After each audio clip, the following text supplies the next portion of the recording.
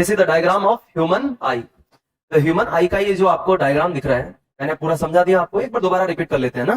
Human आई का diagram है, यहाँ पर जो आपको दिखाई दे रही है, सबसे सरल संरचना भी मान सकते हो और जटिल भी मान सकते हो, है ना। आंख दिखने में बहुत सरल संरचना है, 3 लेयर है, बाकी बीच में खाली है।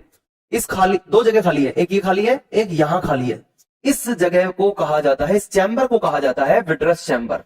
विट्रस चैम्बर बोल सकते हो। इसमें एक लिक्विड भरा होता है, जेल लाइक लिक्विड होता है, मतलब जेल जैसा होता है, चिपचिपा। इसको बोलते हैं विट्रस ह्यूमर या काचा द्रव, क्योंकि चैम्बर का नाम विट्रस चैम्बर है, इसलिए द्रव भी कैसा होगा, विट्रस ह्यूमर। यहां पर चैम्बर का नाम है एक्वेटिक चैम्बर या एक्वस चैम्बर, जिसमें भरा होता है एक्वेटिक ह्यूमर या एक्वस ह्यूमर। इसको हम हिंदी में नेत्रोद कहते हैं, इसको हिंदी में हम काचा द्रव कहते हैं। तो दोनों द्रवों के बारे में समझ में आ गया। अब हम देखते हैं इसकी लेयर कितनी है, कितनी परतों से बनी हुई है आंख। तो सबसे पहले सबसे आउटर लेयर होती है fibrous layer. Fibrous layer, vascular layer और फोटोसेंसरी लेयर, 3 लेयर होती है। फाइब्रस लेयर से स्क्लेरा का निर्माण होता है। तो सबसे बाह्य परत कौन सी हो गई, स्क्लेरा। असंवेदनीय होती है, एवेस्कुलर होती है, इसमें ब्लड का क्या नहीं होता, संचरण नहीं होता। ब्लड संचरण नहीं होता यानी रक्त का संचरण नहीं होता, ब्लड नहीं फ्लो करता, तो यहां पर एंटीबॉडी नहीं बनते या कुछ भी नहीं बनते। तो ये एक तरह से क्या है, एक तरह से आप समझाओ कि आपके जैसे नाखून काटने पे दर्द नहीं होता ना, ऐसे अपना स्क्लेरा है, यहां पर ब्लड का सर्कुलेशन ही नहीं है। तो स्क्लेरा सबसे बाह्य परत है, असंवेदी है, एवेस्कुलर है। कोरोइड जो आप देख रहे हो मिडिल लेयर है, कोरोइड इसको बोलते हैं मिडिल, मध्य परत। और यहां पर पिगमेंटेड, ये जो परत होती है पिगमेंटेड होती है, यहां पर पिगमेंटेशन होता है। पिगमेंटेशन मतलब वर्णक होते हैं, रंजक होते हैं और जो कलर देते हैं। तो 3 टाइप के कलर होते हैं, कौन कौन से, blue, black and brown. Blue, black and brown. तो ये 3 कलर कौन कौन से, काला, भूरा और नीला। तो आपकी आंख कितने प्रकार की हो सकती है, काले, नीले और भूरे, 3 प्रकार की हो सकती है, क्योंकि ये कोरोइड ही आगे चलकर क्या बनाएगा, आइरिस बनाएगा। कोरोइड ही आगे चलकर क्या बनाएगा, आइरिस। आइरिस किसका मॉडिफिकेशन है, मॉडिफिकेशन ऑफ कोरोइड।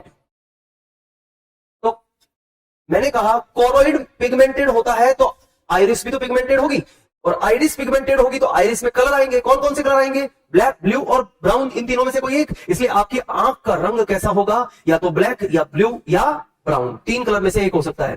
फिर उसके बाद में दोस्तों हमने आगे देखा तो सबसे आंतरिक परत जो थी वो कौन सी थी, रेटिना। रेटिना इंटरनल लेयर है, और इसको हम देखें तो सबसे संवेदनीय परत मतलब मोस्ट सेंसिटिव लेयर होती है। फोटोसेंसरी है, इसलिए प्रकाश संवेदी जो उद्दीपन आते हैं, स्टिमुलेशंस आते हैं, वो यही ग्रहण करती है, और इसको अपन फोटोसेंसरी लेयर से मॉडिफाइड मान सकते हैं। ठीक है, तो सबसे पहली जो परत है स्क्लेरा, ये किससे बनी हुई है, फाइब्रस लेयर है। इसमें कोलेजन फाइबर होते हैं। कोरोइड पिगमेंटेड लेयर होती है, इसमें ब्लड सर्कुलेशन होता है, वेस्कुलर होती है। और रेटिना फोटोसेंसरी होती है, सब में सबसे संवेदनशील होती है। तीनों परतें हो गई, दोनों चैम्बर हो गए। अरे बोलो। उसके बाद जो आपको यहां से पूंछ सी दिख रही है ना, ये पूंछ नहीं है, जो आपको ये चीज दिखाई दे रही है, ये इसकी टेल जैसा दिखाई दे रही है, पूंछ जैसी, ये पूंछ नहीं है। यहां से बहुत सारे क्या निकलती हैं, ऑप्टिक नर्व और ब्लड वेजल्स एंटर करती हैं। ऑप्टिक नर्व यहां से निकलकर ब्रेन तक जाती है। अरे सही है, ऑक्सीपिटल भाग तक पैसेज को लेकर जाती है, ऑक्सीपिटल लोब तक, प्रेमस्टिक्स के ऑक्सीपिटल लोब तक लेके जाती है। ऑक्सीपिटल का काम है क्या, देखना, विजन, विजन, विजन, वो आगे पढ़ाऊंगा आगे। यहां पर आपको एक स्पॉट दिखाई देगा, इस स्पॉट को बोलते हैं ब्लाइंड स्पॉट। ब्लाइंड स्पॉट क्यों बोलते हैं, क्योंकि ना तो यहां पर रोड सेल होती है और ना यहां कॉन सेल होती है। दिन में आप जो चीजों को डिफरेंशिएट करते हो वो कॉन सेल से करते हो, जबकि रात में जो आप ब्लैक एंड व्हाइट चीजों को देख पाते हो वो चीज क्या होती है, रोड शेप के द्वारा होती है। सही है, यानी डिम लाइट में रोड शेप काम करेगी, रोड सेल काम करेंगी, और ब्राइट लाइट में कॉन सेल काम करेंगी। ये तो मैंने पहले ही बताया था आपको। तो यहां पर ब्लाइंड स्पॉट होता है, कॉन्स एंड ब्रॉड बोथ सेल्स आर एब्सेंट, है ना। ऑप्टिक नर्व, लेकिन दूसरी चीज क्या है, ब्लाइंड स्पॉट यानी अंध बिंदु से कॉन और रोड सेल तो नहीं होती, लेकिन फिर निकलते क्या है, यहां से ऑप्टिक नर्व निकलती है और ब्लड वेजल्स निकलती है। तो ये ऑप्टिक नर्व निकल रही है, ब्लड वेजल्स एंटर कर रही है, ये भी यहां पर पाई जाती है। फिर उसके बाद में हम थोड़ा सा ऊपर चलेंगे तो हमको रेटिना का ही एक भाग बहुत तकड़ा सा दिखाई देगा। ये पीले पीले कलर का होता है, एक्चुअल में पीले कलर का मार्कर नहीं है, इसलिए मैंने यहां पर रेड कलर के मार्कर से इसको डिनोट किया है। रेड कलर के मार्कर से दिखाया, ये स्पॉट दिखाई दे रहा है, धब्बा। ये कैसा स्पॉट है, पीला, पीत बिंदु कहते हैं इसको, इसलिए इस भाग को क्या कहते हैं, पीत बिंदु। इसको मैक्यूला ल्यूटिया भी कहते हैं, macula lutea, macula lutea, macula lutea. इसके अंदर ल्यूटिया, ल्यूटिया मतलब होता है ल्यूटीन प्रोटीन से बना हुआ भाग। ल्यूटीन प्रोटीन पीले रंग की प्रोटीन होती है, इसलिए ये पीले कलर का स्पॉट है। इसके जो बीच का भाग है, ये पॉइंट सेंटर, ये वाला पॉइंट, इसको बोलते हैं फोविया सेंट्रलिस। क्या बोलते हैं, साथ में बोलिए, फोविया सेंट्रलिस। क्या बोलते हैं, फोविया सेंट्रलिस।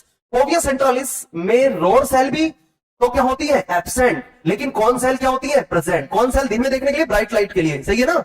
तो ब्राइट लाइट के लिए फोविया सेंट्रलिस जो है यहां पर सेंसिटिव रहेगा, लेकिन यहां येलो स्पॉट में देखेंगे तो रॉड और कॉन्स दोनों प्रेजेंट है। अब दोबारा देखो, रिपीट करो, येलो स्पॉट में रॉड और कॉन दोनों प्रेजेंट है।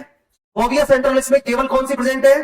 कॉन सेल प्रेजेंट है, रोड सेल एब्सेंट है। जबकि यहां पर फिर दोबारा से कॉन सेल और रोड सेल दोनों ही क्या हो गई? एब्सेंट। तो यहां दोनों एब्सेंट, यहां कॉन सेल प्रेजेंट, यहां रोड और कॉन दोनों ही प्रेजेंट। समझ में आ गई बात? फोविया सेंट्रलिस सबसे थिनेस्ट पार्ट ऑफ द क्या है? रेटिना।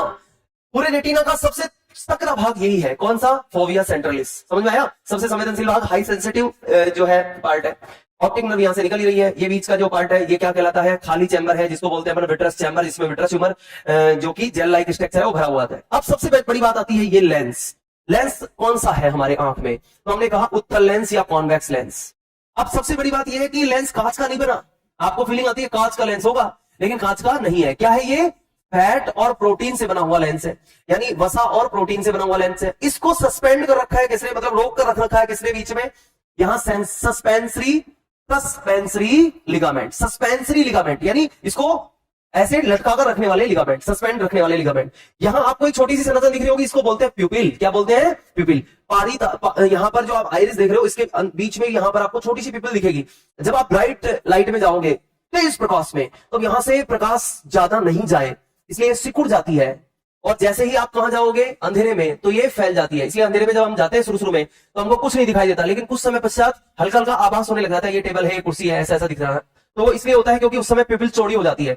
जैसे हम तीव्र उजाले में जाओगे तो आपकी आंखों में ऐसे ऐसे दर्द सा होगा। क्यों? क्योंकि वो प्यूपिल क्या हो गई? वहां पर सिकुड़ रही है। ठीक है, प्यूपिल का काम है इस बात को तय करना कि कितना अमाउंट ऑफ लाइट अंदर आंख में एंटर करेगा। तो प्रकाश की मात्रा को ये क्या करती है? निर्धारित करती है। उसके बाद आपने देखा यहां पर कोरोइड के आगे, यहां पर आप देखोगे इसके सबसे आगे वाले भाग को क्या कहते हैं? कॉर्निया। कॉर्निया जो होता है ये भी ऐसा भाग है जिसको एवेस्क्युलर मान सकते हो आप। एवेस्क्युलर मतलब असंवेदनीय है, इसमें भी कोई ब्लड सर्कुलेशन नहीं हो रहा, इसीलिए इसको भी असंवेदनीय मानते हैं। इसीलिए अपन कोरोना मानते नहीं है। कोरोना भी कॉर्निया भी एक क्या है? कॉर्निया भी क्या है? एक असंवेदनीय एवेस्क्युलर पार्ट है किसका? आंख का। इसलिए इस कॉर्निया को ट्रांसप्लांट करने में हमें कोई दिक्कत नहीं होती, क्योंकि यहां पर ब्लड नहीं है तो एंटीबॉडी भी नहीं होंगे। उसके अलावा मैंने सारी बातें समझाई थी। ये आपकी पलकें हैं, आईलिड्स, ये कॉर्निया की सुरक्षा करती है।